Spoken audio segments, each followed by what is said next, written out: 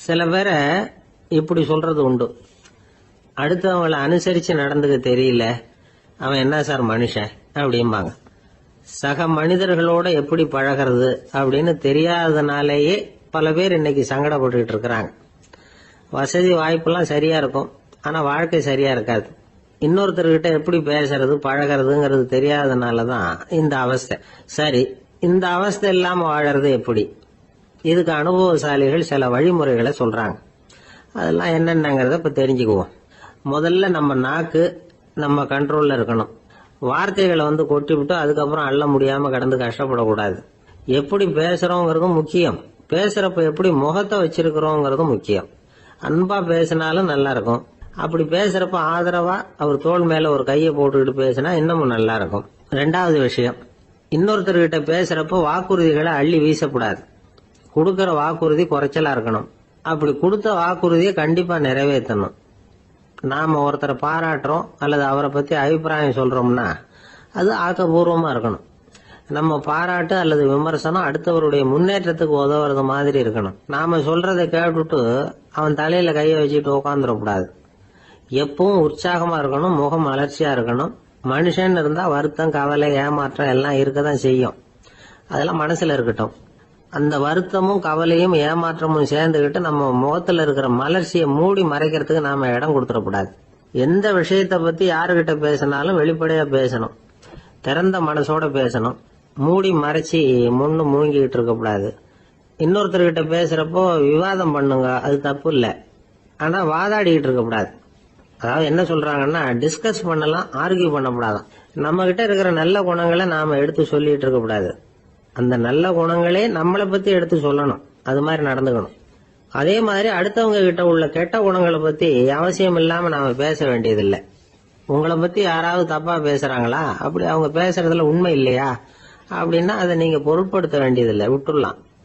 அது தானா போயிடும்.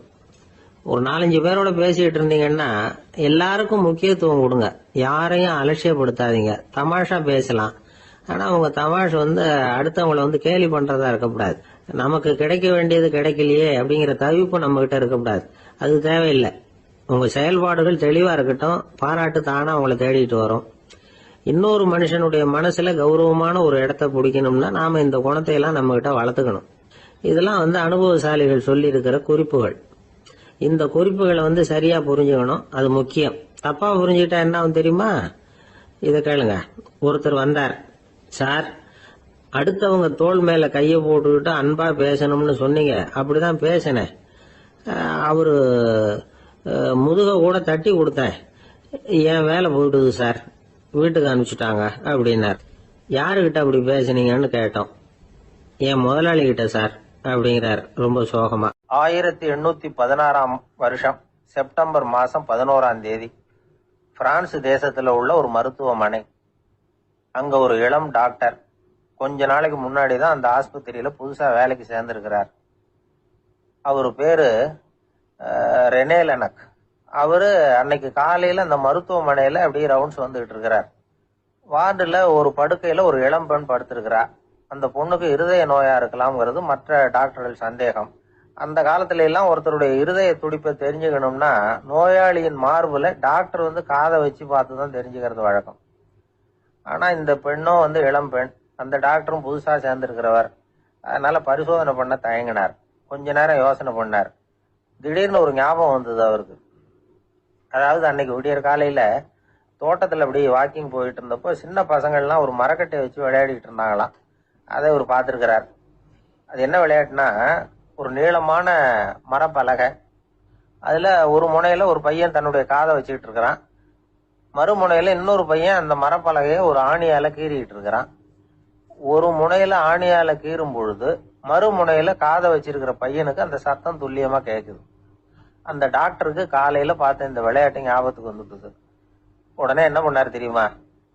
ஒரு நீளமான காகிதத்தை எடுத்தார், அதை அப்படியே உருளை மாதிரி உருட்டினார். ஒரு முனையை அந்த நோயாளியின் மார்புல இடது பக்கம் வச்சார், இன்னொரு முனையில தன்னுடைய காதை வச்சார். என்ன ஆச்சரியம்!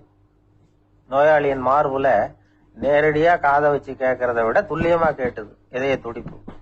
இதய துடிப்பு மட்டும் இல்ல, மூச்சு இழுத்து விடுறது, திரவ பொருள்களின் அசைவு எல்லா சத்தமும் தெளிவா கேக்குது. கிரேக்க மொழியில ஸ்டெத்தாஸ் அப்படின்னா மார்பு, ஸ்கோப்பின் அப்படின்னா பார்ப்பதுன்னு அர்த்தம். அதனால டாக்டர் ரெனே லெனக் தான் கண்டுபிடிச்ச கருவிக்கு ஸ்டெத்தஸ்கோப் அப்படின்னு பேர் வச்சார்.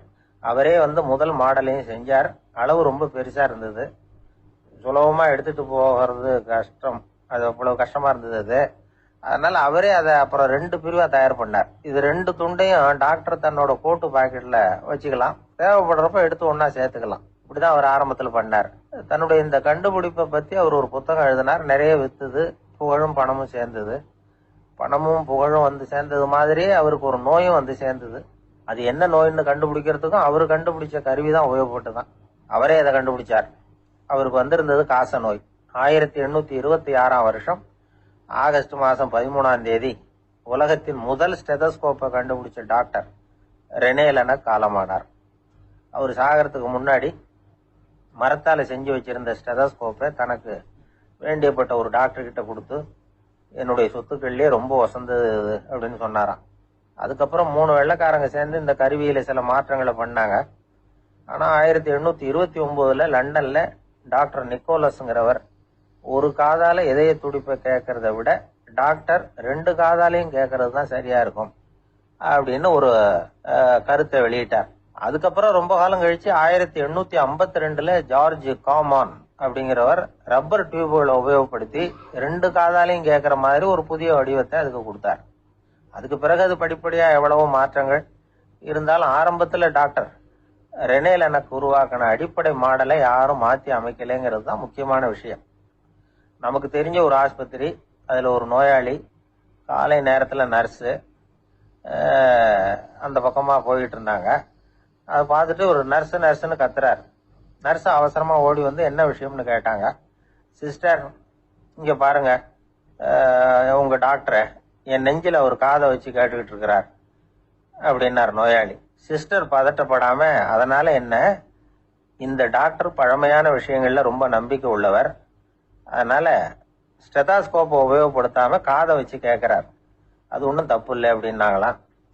ஐயோ, அதுக்காக இல்லை சிஸ்டர், இவர் என் நெஞ்சு மேல தலையை வச்சது நேற்று ராத்திரி 9 மணி, இப்ப விடிஞ்சு போச்சு, இன்னமும் தலையை எடுக்கவே இல்லை, அதுக்காக தான் சந்தேகப்பட்டு உங்களை கூப்பிடுறேன் அப்படின்னாராம். ஒரு ஊர்ல ஒரு இளைஞன் இருந்தான். ஒரு நாள் அவன் ஒரு குருவை தேடிட்டு புறப்பட்டான். ஊரை விட்டு வெளியில போனான். போகிற வழியில ஒரு காடு.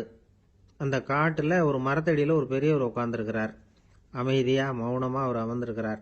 இந்த பெரியவரை விசாரிக்கலாம், குருவை தேடி கண்டுபிடிக்கிறதுக்கு இவர் ஏதாவது ஒரு வழி சொல்லி கொடுப்பார் அப்படின்னு நினைச்சுக்கிட்டு அவரை நெருங்கினான். ஐயா, எனக்கு ஒரு குரு தேவை, எங்க கிடைப்பார், அவரை எப்படி அடையாளம் கண்டுபிடிக்கிறது, அதை பத்தி ஏதாவது விவரம் சொன்னீங்கன்னா நான் கண்டுபிடிச்சுக்குவேன் அப்படின்றான். பெரியவர் நிமிர்ந்து பார்த்தார். தம்பி, அது ரொம்ப சுலபம், அவர் வயசானவரா இருப்பார், என்னை விட சுமார் 30 வயசு அதிகமா இருக்கும், அவர் ஒரு மரத்தடியில் தான் உட்காந்துருப்பார் அப்படின்ட்டுருக்கான். சரிங்க பெரியவரே, அது என்ன மாதிரியான மரம், எப்படி இருக்கும் அப்படின்னு கேட்டிருக்கான். பெரியவர் அந்த விவரங்களையும் சொல்லியிருக்கிறாரு. அது மட்டும் இல்லை, சந்திக்கிற நாள், நேரம், வினாடி முதற்கொண்டு எல்லா விவரங்களையும் துல்லியமாக சொன்னாராம். இவ்வளவு விவரங்களை இவரால் எப்படி சொல்ல முடியுது அப்படின்னு இவனுக்கு ஆச்சரியம். இருந்தாலும் அந்த பெரியவர் கடைசியாக ஒரு விவரம் சொன்னார். அது என்ன தெரியுமா, எப்படியும் நீ அவரை சந்திக்கிறதுக்கு ஒரு 30 வருஷம் ஆகும் அப்படின்னு சொல்லிவிட்டாராம். ரொம்ப நன்றிங்க பெரியவரே அப்படின்னு சொல்லிவிட்டு அந்த இளைஞன் புறப்பட்டுருக்கான். இப்போ அவனுக்கு குரு பத்தின விவரம் எல்லாம் கிடைச்சிட்டுது, சந்திக்கிற நேரமும் தெரிஞ்சுட்டுது. ஆனா 30 வருஷம் அவரை தேடி அலைய வேண்டியிருக்குமே. அவன் தேட ஆரம்பிச்சான். காடு மலை எல்லாம் சுத்தி அலைஞ்சான். பல வருஷங்கள் தேடினான். அழுத்து போயிட்டான். கடைசியில அவனுக்கும் வயசாயிட்டுது. கடைசியில தன்னுடைய சொந்த ஊருக்கே திரும்பி போயிட்டு இருந்தான். அங்க ஒரு மரத்தடியில அவன் தேடிட்டு இருந்த குருநாதர் கிடைச்சார். யார் அவருன்னா, 30 வருஷத்துக்கு முன்னாடி வழி சொல்லி கொடுத்தாருல அதே பெரியவர். அவருக்கு இப்போ 30 வயசு அதிகமாக இருந்தது. அதே மரம், அன்னைக்கு பெரியவர் சொன்ன அடையாளம் இப்போ பொருத்தமா இருந்தது. இப்போ அந்த பெரியவர் சொன்னார், சரியா வந்து சேர்ந்துட்டேன், வா, உனக்காக தான் நான் இவ்வளவு காலமும் காத்துக்கிட்டு இருந்தேன் அப்படின்னாராம். என்ன சொல்றீங்கன்னு இருக்கான்.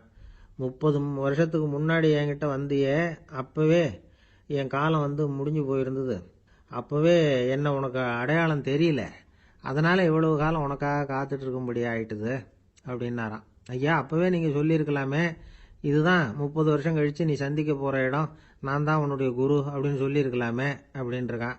அந்த பெரியவர் சிரிச்சுக்கிட்டே இதுக்கு பதில் சொன்னாராம். நான் எவ்வளவோ விவரமா தான் சொன்னேன், நீ சரியா புரிஞ்சுக்கல. காரணம், அப்போ நீ போதுமான அளவுக்கு பக்குவம் பெற்றிருக்கவில்லை. அதனால புரியும் சக்தி இல்லாம போயிட்டுதப்போ 30 ஆண்டு காலம் நீ அலைஞ்சு தெரிஞ்சிருக்கிற. அது காரணமா இப்போ உனக்கு அந்த பக்குவம் வந்துட்டுது. அதனாலதான் அடையாளம் காண முடிஞ்சது. நானே உன்னுடைய குரு அப்படின்னாராம். இதுல இருந்து என்ன தெரியுதுன்னா, ஆன்மீகத்துல மாணவனாக சேர்றதுக்கு கூட ஒரு பக்குவத்தன்மை தேவைப்படுது. ஒரு பெரிய ஞானி, அவர்கிட்ட சீடனா இருக்க ஒருத்தன் வந்தான், எதிரில் நின்னா. ஞானி அவனை வெகு நேரம் உற்று பார்த்தார். அப்புறம் சொன்னார், சீடனா இருக்கிறது ரொம்ப சிரமம்னார். நான் தயாரா இருக்கிறேன்னா. அது இன்னமும் சிரமமாச்சே, இங்கே குருவா இருக்கிறது மட்டுமே சுலபம் அப்படின்னாராம். அப்படின்னா நான் குருவாவே ஆயிடுறேன் அப்படின்னானா. இது போலவே இந்த காலத்துல கதை ஒன்று உண்டு. ஒரு பள்ளிக்கூடத்துல வகுப்பு ஆசிரியர் மாணவனை திட்டிக்கிட்டு இருந்தார். டேய், நீ 100க்கு 10 மார்க்கு தான் வாங்கிட்டு இருக்க. இவ்வளவு மோசமா நீ படிச்சா கடைசியில மாடு மேய்க்கிறது கூட லாய்க்கு இல்லாதவனா ஆயிடுவேன்.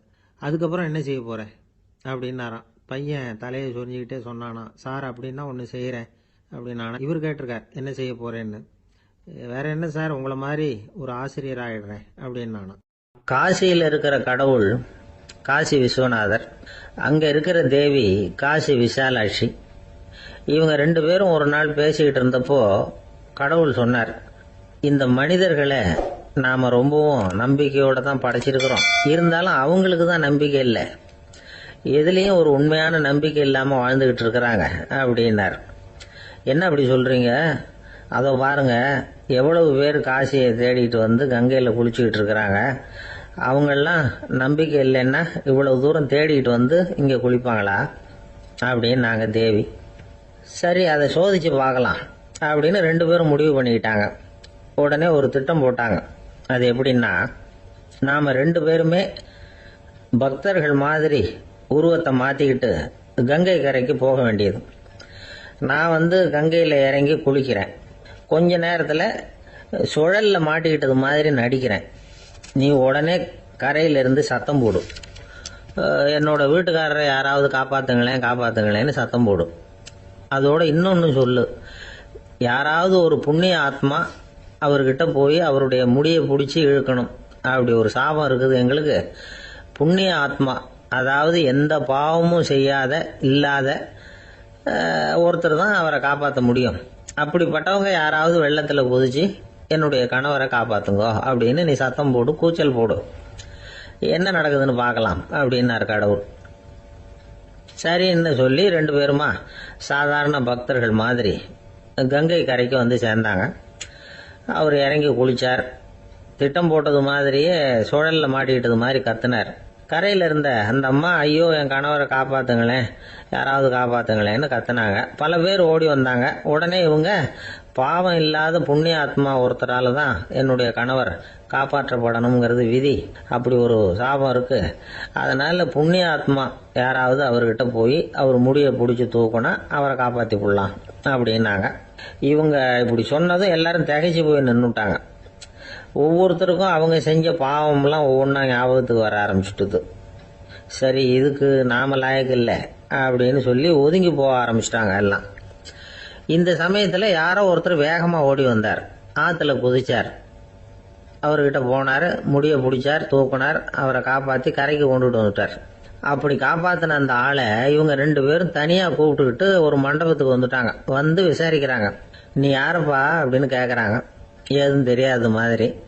நான் இந்த ஊர் அன்ன சத்திரத்தில் வேலை செய்கிற ஒரு சமையல்காரன் அப்படிங்கிறார். நீ கங்கையில் குளிக்கிறது உண்டான்னு கேட்டிருக்காங்க.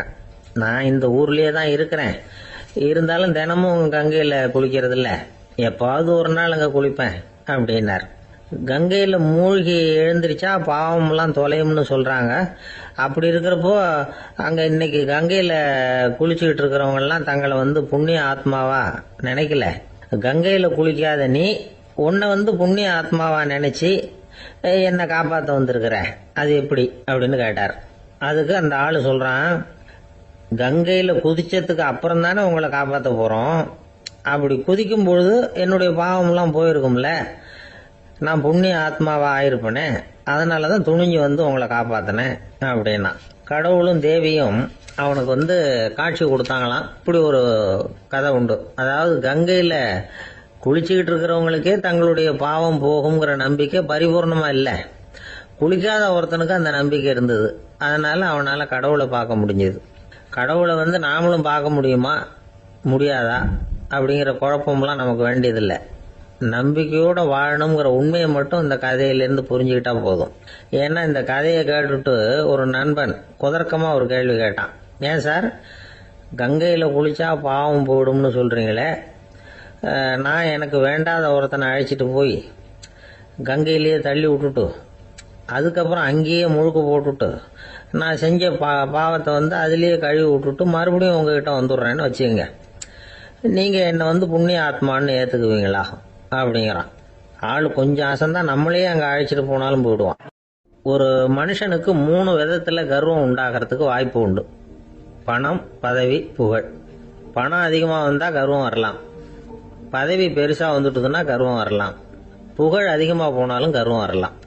இந்த 3 வகையான கர்வத்துக்கும் இடம் கொடுக்காம இருக்கிறாங்க பாருங்க, அவங்க தான் சிறந்த மனிதர்கள். ஒரு பெரிய பொறுப்பில் இருக்கிறவங்களுக்கு கர்வம் வந்துடக்கூடாது. அப்படி வந்துட்டுதுன்னா அது எல்லாருக்கும் இடைஞ்சல். ஒரு ராஜா இருந்தார்.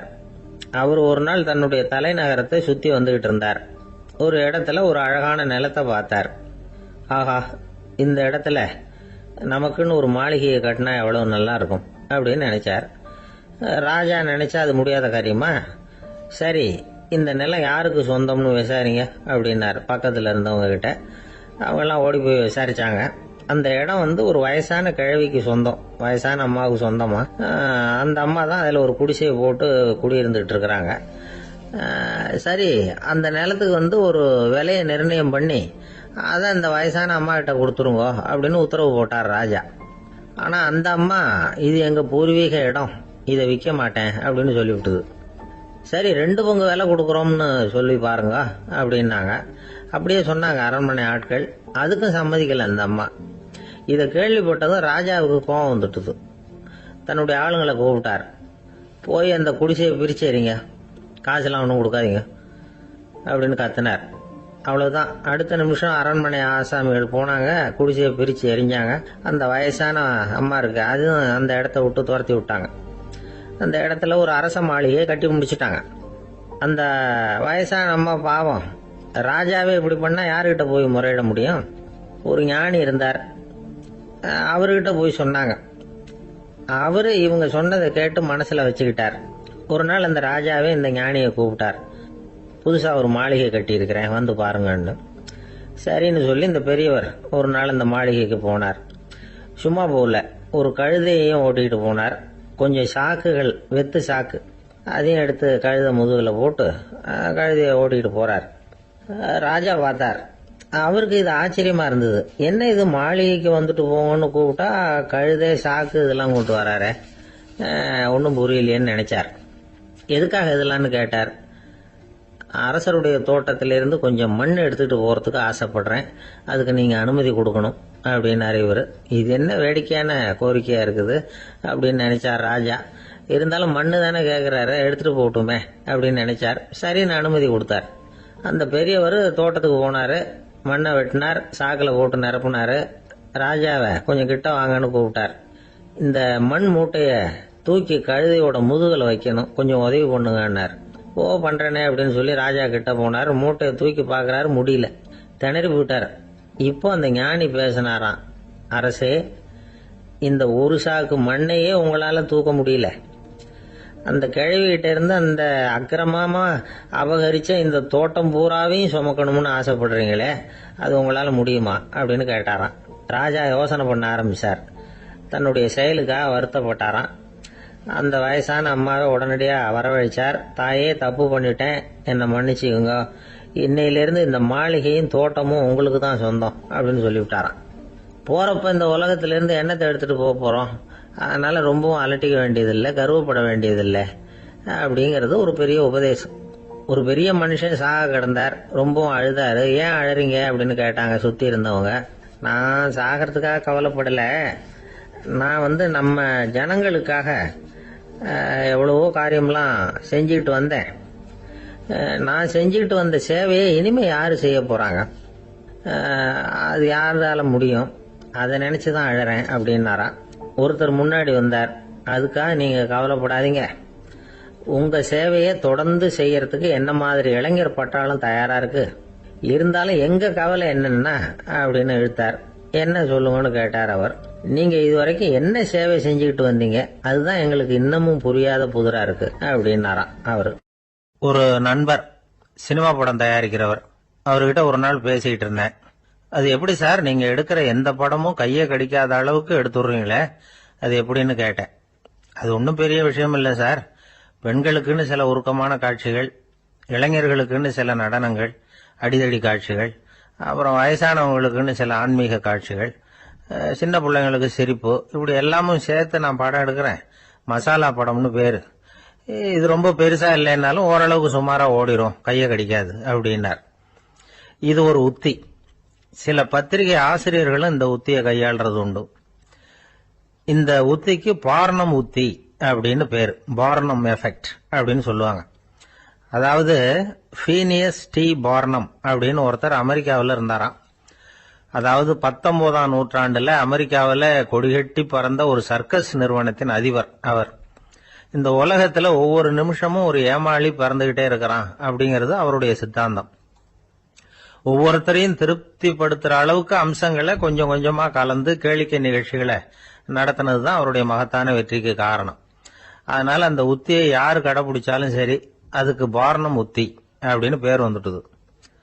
ஜோசியம் சொல்றவங்களுக்கும் இந்த உத்தி தான் கை கொடுக்குது. ஒரு விஷயத்த ஒருத்தருடைய கோள் நிலைகள் அல்லது கையெழுத்து நிரூபிக்கிறதாக அவர்கிட்ட சொன்னா அதை அவர் நம்பிவிடுவார். ஆனா அந்த விஷயம் நல்லதா இருக்கணும், நேர்மையானதா இருக்கணும், அதாவது பாசிட்டிவா இருக்கணும். 8ஆம் இடத்துல குரு, 9ஆம் இடத்துல சனி, நீங்க ஒரு பெரிய மேதை தான் அப்படின்னு சொல்லுவாங்க. கேட்கறவங்களுக்கு அதை மறுக்கிறதுக்கு மனசு வராது. அப்படி சொல்லும் பொழுது கூடவே என்ன கொஞ்சம் முன்கோபம் அதிகமா இருக்கும், இருந்தாலும் அது உடனே மறைஞ்சிரும் அப்படின்னு சில அற்ப விஷயங்களையும் சொன்னாலும் அதையும் சரிதான்னு சொல்லி ஒத்துக்குவாங்க. ஆளுமையை எடை போடுகிற ஒரு நிறுவப்பட்ட உத்தியின் மூலமாக தன்னுடைய குணாதிசயங்கள் கண்டுபிடிக்கப்பட்டதாக அவர் நம்புறதுதான் இதுக்கு காரணம். இந்த மாசம் பணத்தட்டுப்பாடு கொஞ்சம் இருக்கும், உடம்புல ஏதாவது கொஞ்சம் அசௌகரியம் இருக்கும், வீட்டுக்குள்ள லேசா மனஸ்தாபம் வரலாம், இது மாதிரி பொதுப்படையா சிலதை சொன்னாலே போதும், மக்களை நம்ப வச்சுடலாம். இதெல்லாம் நமக்கு மட்டும்தான் ஏற்படுது அப்படின்னு சொல்லி அவங்க நினைக்கிறது தான் காரணம். இதுதான் பார்னம் உத்திங்கிறது. மனிதர்கள் பாராட்டுகளை விரும்புறதும் விமர்சனங்களை வெறுக்கிறதும் பார்னம் உத்தியின் அடுத்த கூறு. அதனால ஒருத்தருக்கு ஜோசியம் சொன்னாலும் சரி, அவருடைய ஆளுமையை மதிப்பிடுறதாக இருந்தாலும் சரி, அவரை புகழற மாதிரி இருந்தாலும் சரி, அப்படி இருந்தாதான் அது சரியா இருக்கும். சாதகமான விஷயங்களை அதிகமாகவும் பாதகமான விஷயங்களை நாசூக்காவும் சொன்னா மக்கள் அதை நம்பிடுவாங்க. ஒருத்தரை கருமின்னு சொன்னா ஏத்துக்க மாட்டார். அதையே கொஞ்சம் மாத்தி நீங்க கொஞ்சம் சிக்கனமான ஆசாமி அப்படின்னு சொன்னா நீங்க சொல்றது சரிதான் சார் அப்படிம்பார். நீங்க பெரிய செலவாளி தான், இருந்தாலும் நல்ல விஷயங்களுக்கு தான் செலவழிப்பீங்க அப்படின்னு சொல்லணும். இப்படி இந்த பார்னம் உத்தியை கடைபிடிச்சு இன்னைக்கு வெற்றிகரமா காலம் தள்ளுறவங்க நிறைய பேர் இருக்கிறாங்க. இந்த உலகத்துல ஒவ்வொரு நிமிஷமும் ஒரு ஏமாளி பறந்துகிட்டே இருக்கிறான் அப்படிங்கிறது தான் ஃபீனியஸ் பார்னம் அவர்களுடைய நம்பிக்கை. அதை விட அடுத்தவங்களை ஏமாளியா நினைக்கிற மனுஷர்கள் தான் இன்னைக்கு உலகத்துல ரொம்ப அதிகம்.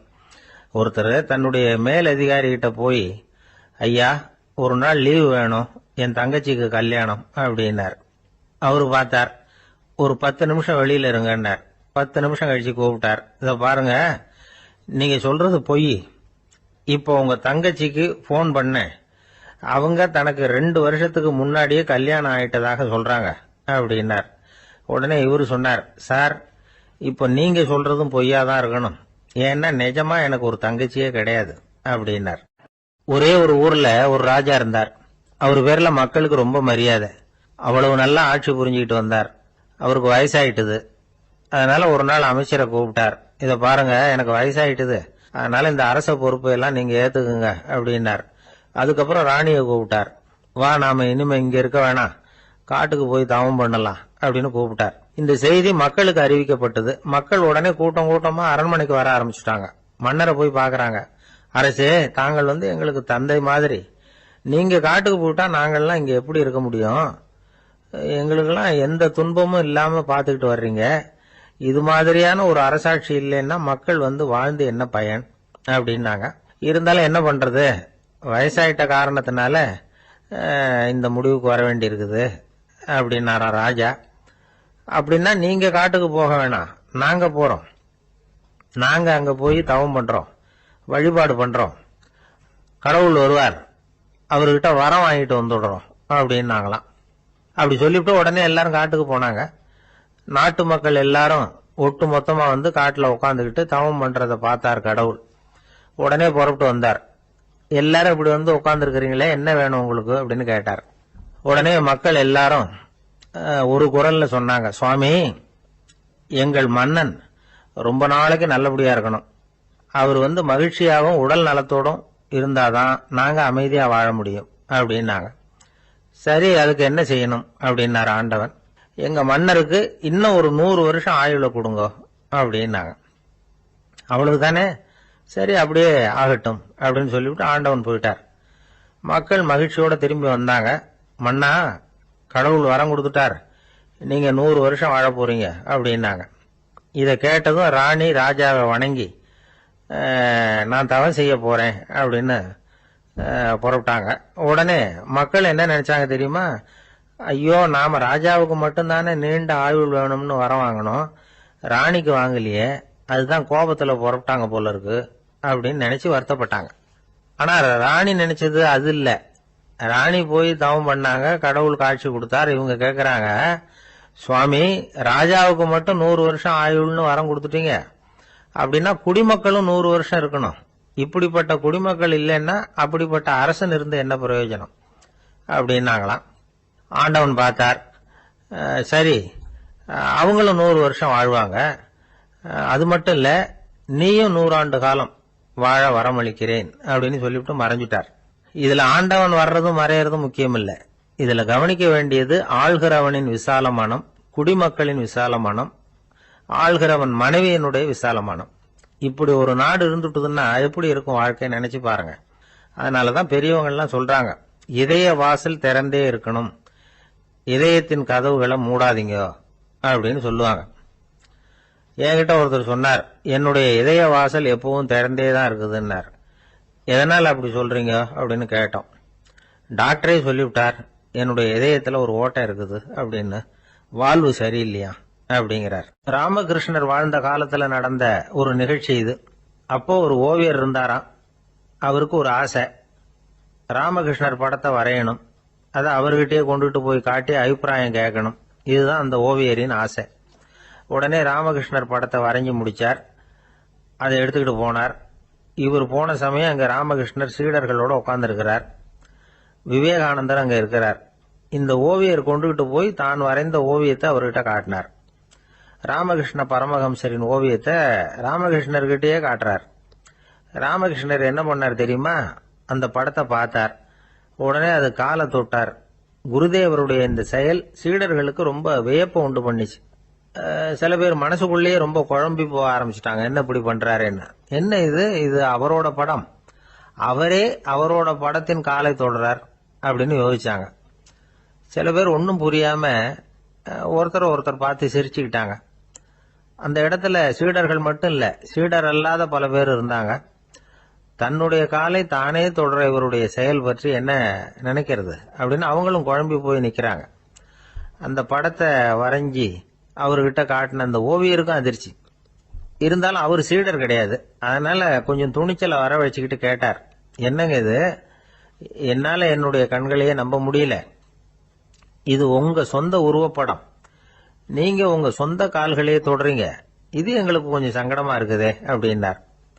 ராமகிருஷ்ணரின் கண்கள்ல ஆனந்த கண்ணீர் வழிஞ்சுதான். அவர் சொன்னாராம், இது என்னோட படம்ங்கிறது எனக்கு தெரியும், ஆனா இது என்னோட படம்ங்கிறதுனால நான் இதோட காலை தொடல, நீ என்னுடைய சமாதி நிலைய இந்த படத்துல படம் பிடிச்சு காட்டியிருக்கிற, அதனால அதோட காலை தொடறேன். சமாதி நிலையில யார் இருந்தாலும், அது என்னுடைய படமா இருந்தாலும் சரி அல்லது வேற யாருடைய படமா இருந்தாலும் சரி, படம் யாருதுங்கிறது முக்கியம் இல்ல. இதுல எது முக்கியம்னா அது தன்னை உணர்ந்த ஒரு உணர்நிலையின் படம். அப்படி இருக்கிறப்போ அதோட காலை நான் தொடணும். அதுக்கு நீங்க எல்லாரும் ஏன் சங்கடப்படுறீங்கன்னு எனக்கு தெரியல அப்படின்னாராம். இப்பதான் அங்க இருந்து சீடர்களுக்கும் மற்றவங்களுக்கும் விவரம் புரிஞ்சுதான். இதுக்கு முன்னாடி யாரும் செய்யாததை இவர் செஞ்சிருக்கிறார். ஆனா அவருடைய காரணம் ரொம்ப நியாயமானது அப்படிங்கறத உணர்ந்தாங்களாம். இதுவரைக்கும் ஆன்மீகத்துல சமாதி நிலை, அதாவது தன்னை உணர்ந்த நிலை பற்றி புரிஞ்சுக்கிட்டோம். இல்லறத்துல ஏற்படக்கூடிய சமாதி நிலை பற்றி உங்களுக்கு தெரியுமா? ஒரு அம்மா டாக்டர் கிட்ட வந்து சொன்னாங்களாம், டாக்டர், என் வீட்டுக்காரருக்கு உடம்புல ஏதோ கோளாறுன்னு நினைக்கிறேன். நான் எவ்வளவு நேரம் பேசினாலும் காதுல விழாதது மாதிரி உட்கார்ந்துருக்கிறார் அப்படின்னு ஆகலாம். அதுக்கு அந்த டாக்டர் சொன்னாராம், அம்மா, அது உடம்பு கோளாறு இல்ல, அது ஒரு பெரிய திறமை அப்படின்னாராம். ஒரு கடற்கரை ஓரம், அங்க ஒரு சின்ன கிராமம். அந்த கிராமத்துல ஒரு சின்ன பள்ளிக்கூடம். கடற்கரை ஓரத்துல உள்ள ஒரு விடுதியில ஓய்வுக்காக ஒருத்தர் வந்து தங்கி இருக்கிறார். பள்ளிக்கூடத்துல ஏதோ விழா நடக்கிறது மாதிரி தெரிஞ்சது. உடனே அவர் அந்த பக்கமா வந்தார். இங்க என்ன நடக்குதுன்னு விசாரிச்சார். பள்ளி ஆண்டு விழா நடக்குதுன்னாங்க. உடனே போனார். கண்காட்சி ஒன்று வச்சிருந்தாங்க. உள்ள போய் பார்த்தார். பள்ளிக்கூடத்தில் படிக்கிற மாணவர்களே சொந்தமா தயார் பண்ண பொருள்களை காட்சிக்கு வச்சிருக்கிறாங்க. அந்த ஊர் மக்கள்லாம் அதை கூட்டம் கூட்டமா போய் பார்த்துக்கிட்டு இருக்கிறாங்க. இவரும் ஆர்வமா அதையெல்லாம் பார்த்துக்கிட்டே போறார். ஒரு இடத்துல ஒரு சின்ன ரயில் செஞ்சு வச்சிருந்தாங்க, மாணவர்களே தயார் பண்ணது. மின்சாரத்தால் அது ஓடுறது மாதிரி பண்ணி வச்சிருந்தாங்க. அதுல ஒரு சின்ன பொத்தான் இருக்கும், அது அமுக்குனா ரயில் ஓடும், சுத்தி சுத்தி வரும். மாணவர்கள் எதிரில் நின்று அதுக்கு விளக்கம் கொடுத்துக்கிட்டு இருக்கிறாங்க. இவரு அதை கவனிச்சார். ரயில் ஓடுறத பார்த்தார். அங்க நின்றுகிட்டு இருந்த மாணவர்கள் கிட்ட விளையாட்டா கேட்டார், ஏன்பா இந்த ரயில் எதனால ஓடுது அப்படின்னு கேட்டார். இவரு சக்தியினால ஓடுது அப்படின்னாங்க மாணவர்கள். அது என்ன சக்தின்னு கேட்டார். அதுக்கு பேரு மின்சாரம் அப்படின்னாங்க. சரி, நீங்க மின்சாரத்தை பார்த்துருக்கிறீங்களா அப்படின்னார். நாங்க பார்த்தது இல்லைங்க, ஆனா இதை செய்யறதுக்கு எங்களுக்கு உதவி பண்ண ஆசிரியர் ஒரு பட்டதாரி, ஒரு கால் அவர் பார்த்துருக்கலாம் அப்படின்னாங்க. அவர் எங்க இருக்காருன்னு கேட்டார். இதோ அழைச்சிட்டு வர்றோம்னு ஓடினாங்க. அவர் அழைச்சிட்டு வந்தாங்க. அவர்கிட்ட ஒரு பெரியவர் கேட்டார், மின்சாரத்தை நீங்க பார்த்துருக்கிறீங்களா அப்படின்னு. மின்சாரத்தை பார்க்கறதாவது நான் பார்த்ததே இல்லை. நான் பார்த்தது அது செயல்படுற விதத்தை தான். அது விளக்க வந்து எரிய வைக்குது, ரயில ஓட வைக்குது, இது மாதிரி எத்தனையோ எந்திரங்களை வந்து செயல்பட வைக்குது. ஆனா உண்மையிலேயே அது என்னன்னு எனக்கு தெரியாது. ஒருவேளை இந்த பள்ளிக்கூடத்து தலைமை ஆசிரியருக்கு தெரிஞ்சிருக்கலாம், ஏன்னா அவர் ஒரு மேல்நிலை பட்டதாரி அப்படின்னாராம் அவரு. சரின்னு போய் தலைமை ஆசிரியரை கூப்பிட்டுக்கிட்டு வந்தாங்க. அவர்கிட்டயும் இதே கேள்வி கேட்டாராம் அவரு. மன்னிக்கணும், இந்த கேள்வி இதுவரைக்கும் யாரும் என்கிட்ட கேட்டதில்ல. சக்தியை யாரும் பார்க்க முடியாது, ஆனா அது செயல்படும் விதத்தை தான் பார்க்க முடியும் அப்படின்னாராம் அவரு. இப்போ இதுவரைக்கும் கேட்டுக்கிட்டு இருந்த பெரியவர் சிரிச்சார். சிரிச்சுட்டு சொன்னாராம், சரி, அதுக்காக ஒன்றும் கவலைப்படாதீங்க, என்னுடைய பெயர் தாமஸ் ஆல்வா எடிசன் அப்படின்னாராம். இதை கேட்டதும் அங்க இருந்தவங்களுக்கெல்லாம் அதிர்ச்சி, ஆச்சரியம். என்னது, நீங்க தானா எடிசன்? நீங்க எவ்வளவு மின்சார கருவிகளை உண்டாக்கி இருக்கிறீங்க, நீங்களா இந்த கேள்வியை கேட்டது அப்படின்னாங்களாம். ஆமா, நான் தான் கேட்கிறேன், ஏன்னா நானே மின்சாரத்தை பார்த்தது கிடையாது அப்படின்னாராம் அவரு. அன்புங்கிறது இப்படிப்பட்டதுதாங்கிறார் ஓஷோ. அன்புங்கிறது நம்ம உடற்கூறு அமைப்புல இல்லை, அது நம்ம உடம்புல உள்ள சுத்த சக்தியின் வெளிப்பாடு. அதை உணரத்தான் முடியுமே தவிர பார்க்க முடியாது. அன்பே உன்னை வந்து நான் என் இருதயத்தில் வச்சிருக்கிறேன் அப்படின்னு எல்லாம் சொல்லுவான். இதெல்லாம் சும்மா. இது வந்து டாக்டர்கள் சொல்ற இருதயம் கிடையாது. அது வந்து ரத்தத்தை தள்ளுகிற ஒரு கருவி, அவ்வளவுதான். ஞானிகள் சொல்லுகிற இதயம் வேற, அது கண்ணுக்கு புலப்படாத ஒரு சக்தி. என்னுடைய இதயம் ரொம்ப விசாலமானது சார் அப்படின்னார் ஒருத்தர். அப்படிங்களான்னு ரொம்ப மரியாதையா, ஆமாங்க, டாக்டர் அப்படிதான் சொல்றார், கொஞ்சம் வீங்கி போய் பெருசா இருக்குதான் அப்படின்னார். ஒரு அரசன், அவனுக்கு வயசாயிட்டுது. அதனாலேயே இந்த கவலை, பயம் எல்லாமும் அதிகமாயிட்டுது. மரண பயம், ராத்திரியில சரியா தூங்க முடியல, இப்படி ஆயிட்டுது நிலைமை. அந்த அரசன் ஏற்கனவே எப்படின்னா போர்க்களங்கள்ல எத்தனையோ பேரை ஓட ஓட விரட்டி இருக்கிறான். இருந்தாலும் இப்ப அந்த துணிச்சல்லாம் எங்கேயோ போயிட்டுது. பேசாம படுத்திருக்கிறான். அப்படியே படுத்தாலும் தான் தூக்கம் வர மாட்டேங்குது. என்ன பண்ணலாம்னு யோசிச்சான் இந்த மன்னன். உடனே எல்லா அமைச்சர்களையும் கூப்பிட்டான். எனக்கு வந்து நிம்மதி இல்லை, எதை நினைச்சாலும் பயமா இருக்கு, எனக்கு ஒரு ஆலோசனை சொல்லுங்க அப்படின்னா. என்ன ஆலோசனை வேணும் அப்படின்னு சொல்லி கேட்டாங்க. எனக்கு ஒரு நெருக்கடியான சந்தர்ப்பம் ஏற்பட்டு போச்சுன்னு வச்சுக்கோங்க. அந்த நேரத்துல நீங்க யாருமே என் பக்கத்துல இல்ல ஆலோசனை சொல்றதுக்கு. அப்படின்னா அந்த சமயத்துல எனக்கு உபயோகப்படுற மாதிரி ஒரு வாசகம், பொன்மொழி ஏதாவது சொல்லுங்க. அத நான் என்னுடைய வைர மோதிரத்துக்கு அடியில பதிச்சு வச்சுக்கிறேன் அப்படின்னார். தேவைப்படுறப்ப உதவும் அப்படிங்கறதுனால. அவர் போட்டிருந்த மோதிரமும் அதுக்கு தகுந்த மாதிரியே திறந்து மூடுறது மாதிரி அமைஞ்சிருந்தது. ஏதாவது வாசகம் எழுதுனா உள்ற வச்சுக்கலாம், அதுக்கான வசதி அதுல இருந்தது. அமைச்சர்கள்லாம் யோசனை பண்ணாங்க, இது மாதிரி ராஜா கேட்கிறாரு, என்ன வாசகம், அதாவது பொன்மொழி சொல்லலாம் அப்படின்னு எல்லாரும் யோசனை பண்ணாங்க. ஒருத்தருக்குமே சரியா தோணல, ஒரே குழப்பமா இருந்தது. ஏன்னா நெருக்கடியான சமயத்துல உபயோகப்படுறது மாதிரி ஒரு பொன்மொழி வேணும்னு சொல்லியிருக்கிறார். அப்படி இப்படி யோசிச்சு பார்த்தா ஒண்ணுமே தோணல. எல்லாரும் குழம்பிக்கிட்டு இருந்த நேரத்துல ஒரு பெரியவர் அந்த பக்கமா வந்தார். அவர் சொன்னார், நான் வேணும்னா அதுக்கு பொருத்தமா ஒரு வாக்கியம் சொல்றேன், ஆனா ஒரு நிபந்தனை. அதை யாரும் ரொம்ப ஆர்வம் காரணமா அவசரப்பட்டு படிச்சிடக்கூடாது. அதை ரகசியமா அந்த மோதிரத்துக்குள்ள எழுதி வச்சுக்கணும். எப்பவாவது இக்கட்ல மாட்டிக்கிற சமயத்துல மட்டும் வேற வழியே இல்லை அப்படிங்கிற நிலைமையில மட்டும்தான் அதை திறந்து பார்க்கணும். அப்படி நீங்க இருக்கிறதா இருந்தா நான் அதை சொல்றேன் அப்படின்னாரு அந்த பெரியவர். சரின்னு ஒத்துக்கிட்டாங்க எல்லாரும். அதே மாதிரி அவர் ஒரு வாக்கியத்தை சொன்னார். அவர் சொன்ன வாக்கியத்தை ரகசியமா மோதிரத்துக்குள்ள பதிச்சு மூடியாச்சு. ராஜா அதை விரல்ல மாட்டிக்கிட்டார். கொஞ்ச நாள் ஆச்சு. அந்த ராஜாவுக்கு ஒரு சோதனை வந்தது. என்ன சோதனைன்னா, அடுத்த நாட்டு மன்னன் படையெடுத்துக்கிட்டு வந்துட்டான். அவன் இவர்கிட்ட ஏற்கனவே தோத்து போனவன், ஒரு வெறியில வந்திருக்கிறான். தோற்று போனவன் மறுபடியும் சண்டைக்கு வந்தா எப்படி வருவானோ அப்படி வர்றான். ஒரு வெறியில வந்தா ஜெயிச்சுட்டான். என்னாச்சு இவரோட நிலைமைன்னா, நாட்டை இழந்துட்டார், எல்லாத்தையும் இழந்துட்டார். கடைசியா ஒரு அடிபட்ட குதிரையில ஏறி தப்பிச்சு போயிட்டார், வேற வழி இல்லைன்னு. பின்னாடி துரத்திக்கிட்டு வராங்க. இவர் ஒரு மலை உச்சிக்கு போயிட்டார், அதுக்கும் அப்பால போக முடியாது. ஏன்னா அந்த பக்கம் பயங்கர பள்ளம். உல்லாச பயணிகள் கண்டு கழிக்கிற இடம் அது. ஆனா இவருக்கு அது சாவு பயணத்தின் வாசல், திரும்பவும் முடியாது. அவ்வளவு குறுகிய பாதை அது, வேற வழியே இல்லை. இந்த நேரம் சூரிய ஒளி மோதிரத்துல பட்டு மின்னிச்சு. உடனே இவருக்கு ஞாபகம் வந்தது. மோதிரத்தை திறந்து படிக்கிறார். அதுல இருந்த வாசகம், இந்த நிலையும் மாறிவிடும், this too will pass away. அவருக்கு ஒரு தைரியம் வந்தது. பின்னாடி வந்தவங்களும் திசை மாறி வேற எங்கேயோ தேடி போயிட்டாங்க. அவங்க விரட்டிக்கிட்டு வரலன்னா இவ்வளவு அழகான ஒரு இடம் இருக்கிறதே எனக்கு தெரியாம போயிருக்குமேன்னு நினைச்சார். இவ்வளவு அழகை ரசிக்கிறதுக்காக ஒரு நாட்டையே கூட இழக்கலாம்னு தோணுச்சு அவருக்கு. அமைதியா அந்த அழகை ரசிச்சார். எதிரிகள்லாம் எங்கேயோ போயிட்டாங்க. மன்னர் நாடு திரும்பினார். மறுபடியும் படைகளை திரட்டினார். கொஞ்ச நாள்ல படை எடுத்துக்கிட்டு போனார். யாருகிட்ட தோத்து போனாரோ அவரையே வெற்றி கண்டு திரும்பி வர்றார். வரவேற்பு விழா பிரமாவப்படுது. ஆடல் பாடல் கோலாகலம். இதை பார்த்ததும் அந்த ராஜாவுக்கு தலைகால புரியல. நம்மளை இனிமே யாராலையும் ஜெயிக்க முடியாதுன்னு நினைச்சார். அகம்பாவம் லேசா எட்டி பார்த்தது. இப்ப மறுபடியும் சூரிய ஒளிப்பட்டு மோதிரம் மின்னிச்சு. அதை திறந்து மறுபடியும் படிக்கிறார். இந்த நிலைமையும் மாறிவிடும், this too will pass away. அவ்வளவுதான். அவர் மனசு அடங்க ஆரம்பிச்சுட்டது, ஆணவம் போயிட்டுது. இதுல இருந்து நாம தெரிஞ்சுக்க வேண்டியது என்னன்னா, எந்த சூழ்நிலையிலையும் நாம கவலைப்பட வேண்டியதில்லை. ஏன்னா இங்க எதுவுமே நிரந்தரம் இல்லை. அந்த ராஜா மாதிரியே நம்ம ஆளு ஒருத்தன் ஒரு மோதிரம் போட்டிருந்தான், அதுக்குள்ள அவன் எழுதி வச்சிருந்த வாசகம் எதுக்கும் கவலைப்படாதே அப்படிங்கிறது தான். ஒரு நாள் பயங்கரமான கவலையோட உட்காந்துருந்தான். பக்கத்துல இருந்தவங்க சொன்னாங்க, இது மாதிரி சந்தர்ப்பத்துலதான் நீ உன் மோதிரத்தை திறந்து பார்க்கணும்னாங்க. இவனுக்கு கவலையோட எரிச்சலும் சேர்ந்துகிட்டது. அது எப்படி முடியும், இப்ப திருட்டு போனது என்னோட அந்த மோதிரம் தானே அப்படின்னு சொல்லிவிட்டு தலையில கை வச்சுட்டு உட்காந்துட்டான். இப்படிலாம் சொல்றது உண்டு.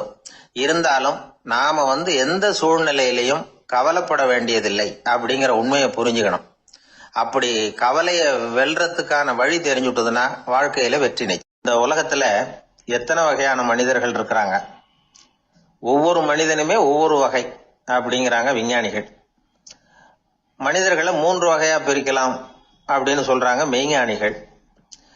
இவங்களை பத்தி எல்லாம் ஏற்கனவே நாம பேசியிருக்கிறோம். இப்ப டாக்டர் எட்வர்டு பேட்ச் அப்படிங்கிற நிபுணர் என்ன சொல்றாரு தெரியுமா? மனிதர்களை 7 வகையா பிரிக்கலாம்ங்கிறார். மனிதர்களின் மனநிலை அடிப்படையில அவங்களை 7 விதமா வகைப்படுத்துறார் அவர். சரி, அது என்ன 7 வகை? முதல் வகை என்னன்னா, பயந்த குணம் உள்ளவங்க. சார் ரொம்ப பயந்த சுபாவம், வீட்டுல கூட வாயே திறக்க மாட்டார், சாப்பிட போறப்ப மட்டும்தான் கொஞ்சம் வாயை திறப்பார், அப்புறம் மூடிக்குவார் அப்படின்னு சில பேரை பத்தி நாம பேசிக்கிறது உண்டு. இவங்கெல்லாம் இந்த வகை, அதாவது பயந்த குணம் உள்ளவர்கள் அப்படிங்கிற முதல் வகை. சரி, இரண்டாவது வகை என்னன்னா சஞ்சலப்படுகிறவர்கள், எதுக்கு எடுத்தாலும் கலக்கம், குழப்பம், இப்படியே காலம் தள்ளிட்டு இருப்பாங்க. பல பேர் பார்த்துருப்பீங்க. அவங்கெல்லாம் இந்த வகை. மூணாவது வகை என்னன்னா யதார்த்த உலகை மறந்து கற்பனை உலகத்திலேயே மிதக்கிறவங்க, இளைஞர்கள், கவிஞர்கள், இப்படி பல பேர் இருக்கிறாங்க. எப்ப பார்த்தாலும் கற்பனை உலகத்திலேயே மிதந்துகிட்டு இருப்பாங்க. கிட்டத்துல போய் என்னங்க ஒரு மாதிரியா இருக்கிறீங்க அப்படின்னு கேட்டு பாருங்க, அவங்களெல்லாம் ஏதோ ஒரு அற்ப புழுவை பாக்குறது மாதிரி அவங்கள பார்ப்பாங்க. அதுவும் அந்த வானத்து நிலாவை பாருங்கள், அது என்னை வா வான்னு கூப்பிடுது, எனக்கு சீக்கிரத்துல ஒரு நாள் சிறகுகள் முளைக்கும், சிறகடித்து வானத்துல பறந்து போவேன், அந்த செல்ல நிலாவை கொஞ்சிவிட்டு வருவேன், இப்படிலாம் பேசிட்டு இருப்பாங்க. கொஞ்சிறது அப்புறம் இருக்கட்டும், இப்ப கஞ்சிக்கு வழியே பாருப்பா அப்படின்னா அதை காதுல வாங்க மாட்டாங்க. நாம ஏதோ இந்த உலகத்தை அனுபவிக்க தெரியாதவர்கள் மாதிரி நம்மளை அவங்க கவனிப்பாங்க. இப்படி ஒரு ரகம். நாலாவது வகை மனிதர்கள் எப்படின்னா, இவங்க தனிமை உணர்வு மிக்கவர்கள். இவங்க மற்றவங்களோட இயல்பா நெருங்கி பழகிறதில்ல, தான் உண்டு தன்னுடைய வேலை உண்டுன்னு இருந்துட்டு போறவங்க. அடுத்த வீட்டுல இருக்கிறவர் யார் அப்படின்னு கேட்டா கூட அடுத்த வீடுன்னு ஒண்ணு இருக்கா அப்படிங்கறது மாதிரி நம்ம முகத்தை பார்ப்பாங்க. அவங்க கிட்ட மேற்கொண்டு நாம என்னத்தை பேச முடியும்? இப்படி ஒரு வகை. ஐந்தாவது வகை மனிதர்கள் எப்படின்னா, இவங்க மற்றவங்க செல்வாக்குக்கு உட்பட மறுப்பவர்கள். அடுத்தவங்களோட செல்வாக்குக்கு இவங்க ஆட்படுறதில்ல. நான் யார் தெரியுமான்னு கேட்டா அதை தெரிஞ்சுட்டு எனக்கு என்ன ஆக போதும்பாங்க. இவங்கெல்லாம் அந்த ரகம். ஆறாவது வகை மனிதர்கள் எப்பவும் எதுலையும் பற்றில்லாம இருக்கிறவங்க. இது ஒரு துறவு மனப்பான்மை. இயல்பாவே சில பேர் இப்படி உண்டு, அவங்களுக்கு எதுலயும் ஒரு ஈடுபாடு இருக்காது. அப்படிப்பட்டவங்க எல்லாம் ஆறாவது வகை. ஏழாவது வகை மனிதர்கள் மற்றவங்க கவலைய தன்னுடையதா ஆக்கிக்கிட்டு கவலைப்படுறவங்க. இவங்கெல்லாம் மகாத்மாக்கள். தாம் வேறு அடுத்தவங்க வேறு அப்படிங்கிற எண்ணம் இவங்களுக்கு வர்றதில்லை. அதனால அடுத்தவங்களுக்கு ஒரு துன்பம் வந்ததுன்னா இவங்களால சும்மா இருக்க முடியறதில்லை. ஆக கூடி இப்படி 7 விதமான மனிதர்களை அடையாளம் காட்டுறார் அந்த நிபுணர். இதுல நாம எந்த வகையில வர்றோம் அப்படிங்கறத நாம தான் அடையாளம் கண்டுபிடிக்கணும். எனக்கு தெரிஞ்ச ஒரு மனிதர் உண்டு. அவர் ஒரு வித்தியாசமான வகை. எதையும் நடைமுறை சாத்தியமா சிந்திக்கிறவர். எப்பவும் அடுத்தவங்களும் நல்லா இருக்கணும், நாமும் நல்லா இருக்கணும் அப்படின்னு ஆசைப்படுறவர். அவருக்கு ஒரு சமயம் திடீர்னு உடம்பு சுகம் இல்லாம போயிட்டுது. டாக்டர் கிட்ட போனார், பணம் கொடுத்தார், வைத்தியம் பார்த்துக்கிட்டார். அவர் எழுதி கொடுத்த மருந்து சீட்டை வாங்கினார். ஒரு மருந்து கடைக்கு போனார், பணம் கொடுத்தார், மருந்து வாங்கினார். அதை எடுத்துட்டு வீட்டுக்கு வந்தார். அதுக்கப்புறம் அந்த மருந்து அவர் சாப்பிடணும்ல, சாப்பிடவே இல்லை, அப்படியே சும்மா வச்சுட்டார்.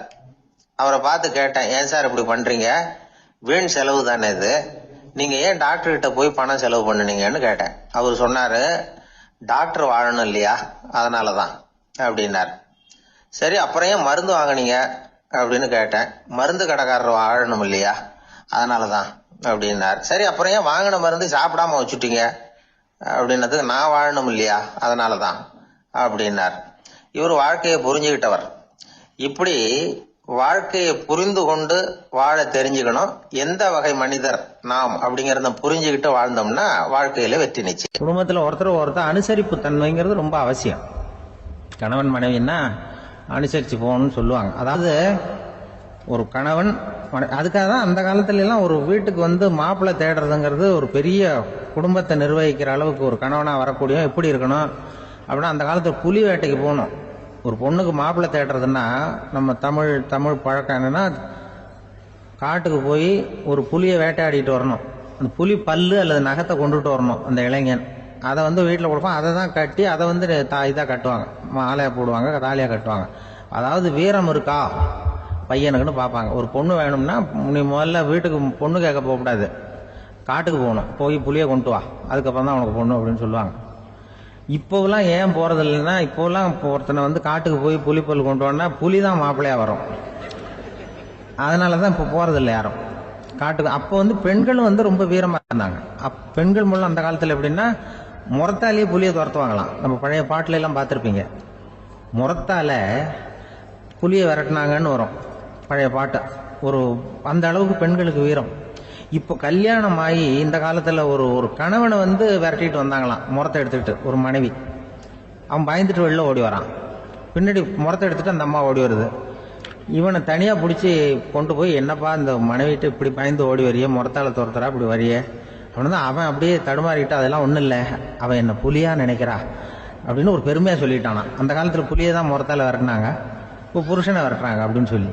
அப்படி அந்த காலத்தில் கணவனுக்கு ஒரு குடும்பத்தை நிர்வகிக்கிற திறமை இருக்கா, உடல் வலிமை தான் முக்கியம். இப்போ கூட மதுரை பக்கத்தில் ஐயாவுக்கு தெரியும், அந்த இளவட்டக்கல்லுன்னு ஒரு ஊருக்கு ஊர் எல்லையில் கிடக்கும். ஊர் எல்லையில் ஒரு பெரிய கல் கிடக்கும். அந்த ஊருக்கு பொண்ணு கேட்க போகிறவங்க அந்த கல்லை தலைக்கு மேலே தூக்கி காட்டணும், அப்படியே தூக்கி தலைக்கு மேலே வசதி கீழே போடணும். அந்த வலு இருந்தால் தான் நீங்கள் அந்த ஊருக்குள்ளேயே போகலாம், பொண்ணு கேட்கறதுக்கு போகலாம். இல்லைன்னா நீ திரும்பி போக வேண்டியதான். அந்த வலிமை இருக்கா மாப்பிள்ளைன்னு பார்க்குறாங்க. இளவட்டக்கல்லுன்னு பேர். அப்போ என்ன பண்ணாங்கன்னா, ஒரு 1000 வருஷத்துக்கு முன்னாடி அந்த கல்லை தலைக்கு மேலே தூக்கி கீழே போடுவாங்களாம். ஒரு 500 வருஷத்துக்கு முன்னாடி அப்படி கொஞ்சம் தூரம் இடுப்பு அளவுக்கு தூக்கி கீழே போட்டுக்கிட்டு இருந்திருக்கிறாங்க. அதுக்கப்புறம் ஒரு 100 வருஷத்துக்கு முன்னாடியெல்லாம் அப்படி முழங்கால் அளவுக்கு அப்படி தூக்கி போட்டால் போகிறோம்னு வச்சுருந்தாங்களாம். இப்போ நான் அந்த ஊருக்கு என் கூட பழனிசாமின்னு ஒருத்தர் இருக்கார். அவர் போய், உனக்கு எப்படிப்பா இந்த ஊரில் கல்யாணம் ஆச்சு அப்படின்னா, இப்போலாம் நாங்கள் தொட்டு கும்பிட்டா போகிறோம், அதை அசைக்கிறது கூட இல்லை. அப்படி ஆகிட்டுது. ஒரு குடும்பத்தை கணவனாக வரப்போகிறவனுக்கான தகுதி அந்த காலத்தில் அப்படி இருந்துதான். அப்படி கணவன் தேர்ந்தெடுக்கிறது, குடும்ப தலைவனை தேர்ந்தெடுக்கிறது ஒரு பெரிய காரியம்.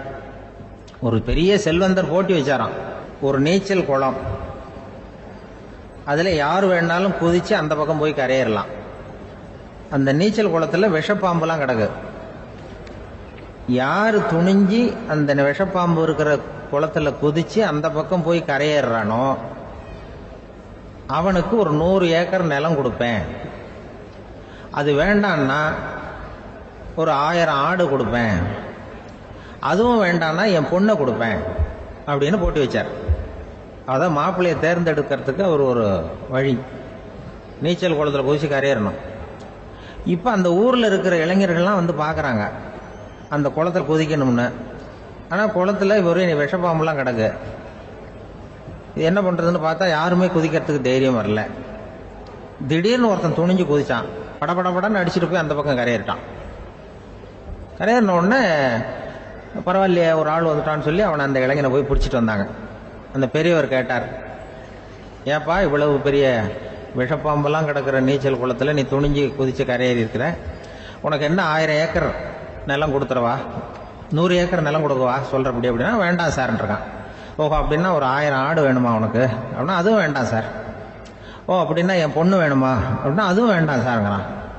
அப்புறம் எதுக்குடா குதிச்சுன்ட்டு, என்ன உனக்கு என்ன தான் வேணும் அப்படின்னு கேட்டிருக்காரு. என்னை எவன் பிடிச்சி தள்ளி விட்டவன்னு தெரியணும் அப்படின்றான். அதுக்காக அவன் பார்த்துருக்கான். அப்படி இருந்தால் தான் துணிச்சல் வரும் இந்த காலத்தில். எதுக்கு இவ்வளவு சங்கடம்லாம் வச்சாங்கன்னா, ஒரு குடும்பத்துக்கு தலைவராக வர வேண்டிய ஒரு ஆள், கணவனாக இருக்க வேண்டியவனுக்கு துணிச்சல் இருக்கா, தைரியம் இருக்கா அப்படிங்கிறது பார்க்கறதுக்காக இப்படிப்பட்ட தேர்வு முறைகள்லாம் வச்சுருந்தாங்க அந்த காலத்துலலாம். இப்போலாம் கல்யாணம் பண்ணுறது ஆளுக்கு நேரில் பார்க்காமலே கூட கல்யாணம் நடக்குது இன்டர்நெட்டில். இப்போ சர்டிஃபிகேட் கேட்குறாங்க, நோய் நொடி இல்லாமல் இருக்காரா பார். காட்டுக்கெல்லாம் போக வேண்டாம், நேராக ஆஸ்பத்திரிக்கு போய் ஒரு சர்டிஃபிகேட் வாங்கிட்டு வா, உனக்கு ஒன்றும் வியாதி இல்லைன்னு ப்ரூவ் பண்ணு, அதுக்கப்புறம் பார்த்துக்கலாம், மற்றதை பேசுவோம் அப்படின்னு சொல்லி அப்படி இருக்குது நிலைமை. அதனால் குடும்பத்தில் அந்த கணவனாக இருக்கிற வேண்டியவனுக்கு பொறுப்பு அதிகம். ஏன்னா எல்லாத்தையும் அனுசரித்து போக வேண்டியதாக வந்தான். ஒரு நண்பர் யாருக்கோ ஃபோன் பண்ணிட்டு இருந்தார். அவர் பேசி முடிச்சதும் நான் அவரை பார்த்து, இப்போ ஃபோன் பண்ணீங்களே அந்த ஃபோன் நம்பர் என்ன அப்படின்னு கேட்டேன். அவரு தலையை சொரிஞ்சுக்கிட்டார், ஞாபகம் வரலன்னார். சரி சார் அதை விடுங்க, உங்க மனைவி பேர் என்ன அப்படின்னு கேட்டேன். மாலதின்னார். என்ன சார் இது வேடிக்கை, கொஞ்ச நேரத்துக்கு முன்னாடி பேசின ஃபோன் நம்பர் மறந்து போச்சு, எப்பவோ கல்யாணம் பண்ணிக்கிட்ட மனைவி பேர் மறக்கல, அதான் கரெக்டா சொல்லிவிட்டீங்களே அப்படின்னு கேட்டேன். அவரு என்ன ஒரு மாதிரியா பார்த்தார்.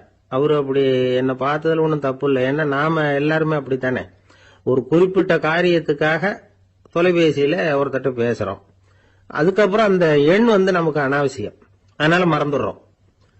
இதுக்கு பேர் தான் தற்காலிக ஞாபகம். ஆனா மனைவி பேரை மறந்துட முடியுமா? முடியாது. அது அவசியமான ஒண்ணு. அடிக்கடி அந்த பேரை உபயோகப்படுத்துறோம், அதனாலேயும் அது முக்கியங்கிறதுனாலேயும் அதை மறக்கிறது இல்லை. இதுக்கு பேரு நிரந்தர ஞாபகம்.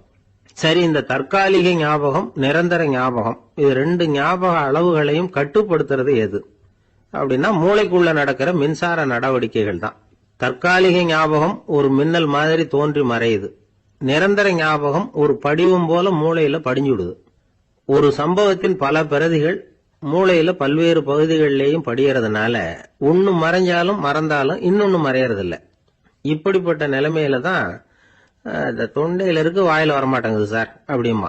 ஒருத்தருக்கு எந்த துறையில ஆர்வமும் ஈடுபாடும் அதிகமோ அது சம்பந்தமான ஞாபக சக்தி அதிகமா இருக்கும். தொழிலை விரும்புகிற ஒரு டெலிபோன் ஆபரேட்டருக்கு எண்கள்லாம் நல்ல ஞாபகம் இருக்கும். அது மாதிரி கவிஞர்களுக்கு வார்த்தைகள் நல்ல ஞாபகத்தில் இருக்கும்.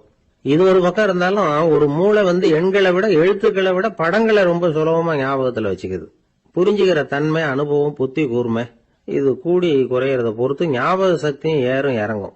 இப்ப உதாரணத்துக்கு ஒரு பையனுக்கு படிச்சது எதுவும் ஞாபகத்துல இல்லைன்னா அவன் அதை சரியா புரிஞ்சுக்கலன்னு அர்த்தம். இந்த மறதிங்கிறது எந்த சமயத்துல ஒரு பிரச்சனை ஆகுது தெரியுமா? உங்களுக்கு வேண்டியப்பட்ட ஒருத்தரை ஞாயிற்றுக்கிழமை சாயந்தரம் சரியா 5 மணிக்கு கடற்கரைக்கு வர சொல்லிவிட்டு அந்த நேரத்தை மறந்துட்டா அது பரவாயில்ல, வர சொன்னதையே மறந்துட்டாதான் நிலைமை மோசம்னு அர்த்தம். இப்படி இருந்தா இது சிகிச்சை எடுத்துக்க வேண்டிய நிலைமைங்கிறத புரிஞ்சுக்கணும். ஆமா, இதுக்கும் மருந்து இருக்கு. ஆனா மூளை குறிப்பிட்ட அளவுக்கு கீழே இயங்குறப்போ இன்னொன்னு சொல்லுவாங்க, இந்த நியூரோ டிரான்ஸ்மிட்டர் அப்படின்னு சொல்லுவாங்க. அப்படிங்கிற மூளை ரசாயனம் ரொம்பவும் குறைஞ்சு போறப்போ மட்டும்தான் உபயோகப்படும். டாக்டர் என்ன சொல்றாங்க தெரியுமா? மூளையை பொறுத்த வரைக்கும் அதுல ஞாபக சக்தி அதிகமா உள்ள மூளை, மறதி உள்ள மூளை அப்படின்னு ஒண்ணும் கிடையாது அப்படிங்கிறாங்க. நினைவு வச்சுக்கிறதுக்கு பயிற்சி அளிக்கப்பட்ட மூளை, பயிற்சியற்ற மூளை அப்படின்னு வேணும்னா சொல்லலாம் அப்படின்னு சொல்றாங்க. அதனால நம்ம ஞாபக சக்திங்கிறது நம்ம கிட்ட இருக்கிற பயிற்சி, முயற்சி இதை பொறுத்து தான் அமையும். ஒருத்தர் ஒரு பென்சிலை எங்கேயோ வச்சுக்கிட்டு தேடிக்கிட்டு இருந்தார். அப்புறம் என்னமோ தீவிரமா யோசனை பண்ணி அதை ஞாபகப்படுத்தி பாத்துக்கிட்டு இருந்தாராம். எதிரில் உட்கார்ந்து இருந்தவர் சொன்னார், பென்சிலை தானே தேடிட்டு இருக்கீங்க, அது உங்க வலது காதுல இருக்குது சார் அப்படின்னாராம் அவரு. இதுக்கு அவரு சொல்லியிருக்காரு, பென்சிலை வலது காதுல தான் வச்சிருக்கேங்கிறது எனக்கு நல்லா ஞாபகம் இருக்கு, ஆனா எது வலது காதுங்கிறது தான் மறந்து போச்சு அப்படின்னாராம். அவர் அதை தான் யோசிச்சுட்டு இருந்தார். இப்போ எப்படின்னா, ஒரு 600 வருஷத்துக்கு முன்னாடி மனுஷனுக்கு இருந்த நெருக்கடி இருக்கு பாருங்க. ஒரு 600 வருஷத்துக்கு முன்னாடி மனுஷனுக்கு எவ்வளவு நெருக்கடி இருந்ததோ அது போல 40 பங்கு இப்போ அதிகமாயிட்டு தான் கண்டுபிடிச்சு சொல்லியிருக்கிறாங்க. அவ்வளவு நெருக்கடிக்கு மத்தியில் நாம வாழ்ந்துகிட்டு இருக்கிறோம். ஒரு 600 வருஷத்துக்கு முன்னாடி என் தலையில 1 கிலோ வச்சுக்கிட்டு நின்னேன்னு வைங்க, இப்ப 40 கிலோ வச்சுக்கிட்டு நிக்கிறேன். அப்படி ஒவ்வொரு மனுஷனுக்கும் வாழ்க்கையில நெருக்கடி அதிகமா போச்சு. இந்த நெருக்கடியில முன்னாடிலாம் யாரோ ஒருத்தர் தான் தியானம் பண்ணுவாங்க. தியானம்னா ஒருத்தர் 2 பேர் காட்டுக்கு போய் தியானம் பண்ணிட்டு இருப்பாங்க 600 வருஷத்துக்கு முன்னாடி. இப்ப வீட்டுக்கு வீடு தியானம் நடக்குது. ஏன்னா அந்த அளவுக்கு வாழ்க்கையில ஒரு நிம்மதி வேணும் அப்படின்னு சொல்லி பண்ணிட்டாங்க. அதுக்குதான் இயற்கை கொடுத்துருக்கிற ஒரு இயற்கையான வைத்தியம் தான் சிரிப்புங்கிறது. இதை பத்தி பெரியவங்க எல்லாம் இப்ப ஆராய்ச்சி பண்ணிட்டு இருக்கிறாங்க. சிரிப்புங்கிறது நாம பிறந்து ஒரு 6 மாசத்துல தான் முதல் தடவையா விவரமா சிரிக்க ஆரம்பிக்கிறோமா. நாம பிறந்து 6 மாசத்துக்கு, அதாவது முதல் தடவை சிரிக்க ஆரம்பிக்கிறது ஒரு 6வது வாரம், 1.5 மாசத்துல தான் குழந்தை விவரமா சிரிக்க ஆரம்பிக்குது. அப்புறம் அப்படியே சிரிக்க ஆரம்பிக்கிறோமா. அதெல்லாம் இப்ப கணக்கு எடுத்திருக்கிறாங்க. ஒரு குழந்தை ஒரு நாளைக்கு 200 தடவை சிரிக்குதான் ஒரு குழந்தை. பெரியவங்க எல்லாம் 15 தடவை சிரிக்கிறாங்களாம். 200 தடவை சிரிச்சுக்கிட்டு இருந்த நாம அப்படியே குறைஞ்சி 15 ஆயிட்டு. அதனாலதான் இருதய நோயெல்லாம் வருது, ஹார்ட் அட்டாக்லாம் வருதுன்னு கண்டுபிடிச்சிருக்கிறாங்க. 200 சிரிப்புக்கு அது இயல்புத்தன்மை, மனுஷனுடைய இயல்புத்தன்மை சிரிக்கிறது. அதுக்கு ஜோக்கே தேவைப்படாது. ஆனா இப்ப காலங்காலமா நாம என்ன போதிக்கப்பட்டு வந்திருக்கிறோம்னா, சிரிப்புங்கிறது ஒரு பாவமான செயல். ஒரு முதலாளிக்கு முன்னாடி தொழிலாளி சிரிச்சா மரியாதை குறைச்சல், ஒரு கணவனுக்கு முன்னாடி மனைவி சிரிச்சா மரியாதை குறைச்சல், அது மாதிரி ஒரு வாத்தியாருக்கு முன்னாடி பையன் சிரிச்சா மரியாதை குறைச்சல், ஒரு ஆபீசருக்கு முன்னாடி பியூனு சிரிச்சா மரியாதை குறைச்சல், இப்படின்னு சொல்லி சிரிப்புங்கிறது ஏதோ மரியாதை குறைவான செயல்னு காலங்காலமா நாம போதிக்கப்பட்டு வந்திருக்கிறோம். இப்ப மரபு ரீதியாவே அந்த சிரிப்பு நம்ம கிட்ட சிறைப்பட்டு இருக்குதான், அடங்கி போச்சு. அந்த சிறைப்பட்டு இருக்கிற சிரிப்பை வெளியில கொண்டு வர்றதுக்கு தான் ஜோக்குன்னு ஒரு சாவியை போட வேண்டியிருக்கு. வேற இந்த ஜோக்குக்கும் சிரிப்புக்கும் சம்பந்தம் இல்லை. அதை ஏற்கனவே இருக்கிறத வெளில கொண்டு வரதுக்கு ஒரு சாவி மாதிரி உபயோகப்படுதுன்னு இப்ப அதை பத்தி ஆராய்ச்சி பண்றவங்க எல்லாம் சொல்றாங்க. ஏன்னா சிரிப்புக்கு ஜோக்கு தேவைப்படாது.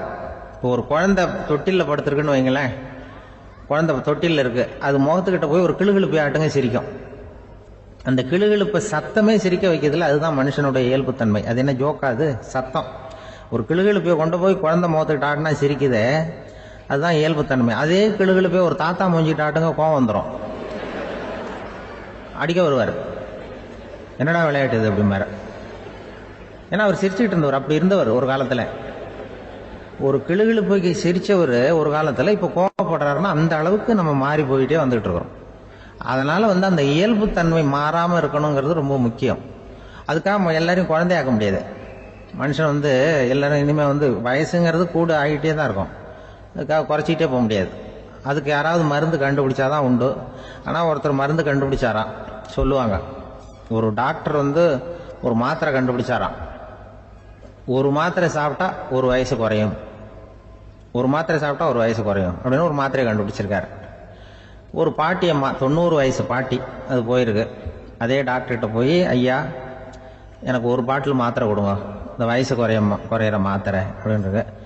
அவர் ஒரு பாட்டில் கொடுத்தாரு மாத்திரை. பாரும்மா பாட்டியம்மா, ஒரு மாத்திரை சாப்பிட்டா ஒரு வயசு குறையும், எடுத்துகிட்டு போகணும்னு கொடுத்துருக்காரு டாக்டர். இந்த 90 வயசு பாட்டி எடுத்துகிட்டு வீட்டுக்கு வந்துட்டு மறுநாள் அதே டாக்டர்கிட்ட போயிருக்கு. 30 வயசு பொண்ணாக போச்சான். 30 வயசு பொண்ணாக மாறி அதே டாக்டர்கிட்ட போயிருக்கு. இடுப்பில் ஒரு கை குழந்தை, அது சட்டை கிட்ட போடாமல் கெட்டவரில் வாயில் வச்சுட்டு உட்காந்துருக்கு. நேராக டாக்டர்கிட்ட போய், டாக்டர் நேற்று வந்தேன், ஏதோ ஒரு மாத்திரை சாப்பிட்டா ஒரு வயசு குறையுன்னீங்க, நான் ஏதோ ஒரு ஆர்வத்தில் ஒரு 30-40 மாத்திரை சாப்பிட்டேன், இப்படி ஆயிட்டேன் அப்படின்னு. இப்போ டாக்டர் சொல்லியிருக்காரு, இதுக்கு ஏமா வருத்தப்படுற, எல்லாரும் வயசு குறையணும்னு தான் நினைக்கிறாங்க, உனக்கு வயசு குறைஞ்சிட்டுது, நீ சந்தோஷப்படு, இதுக்கே மறுபடியும் என்னட்ட வந்திருக்கிற அப்படின்னாரான் டாக்டர். அப்போ அந்த அம்மா சொல்லிச்சேன், அதை என்னை பற்றி பரவாயில்ல டாக்டர், என் இடுப்பில் பாருங்க கை குழந்தை, இது சட்டை கிட்ட போடாமல் உட்காந்துருக்கு, கட்டவரில் வேலை வச்சுட்டு உட்காந்துருக்கு, இது ரொம்ப ஆர்வத்தில் ஒரு 70 மாத்திரையை சாப்பிட்டு விட்டுது, இது என் வீட்டுக்காரரு. இவர் இடுப்பை விட்டு கீழே இறங்க மாட்டேங்கிறாரு.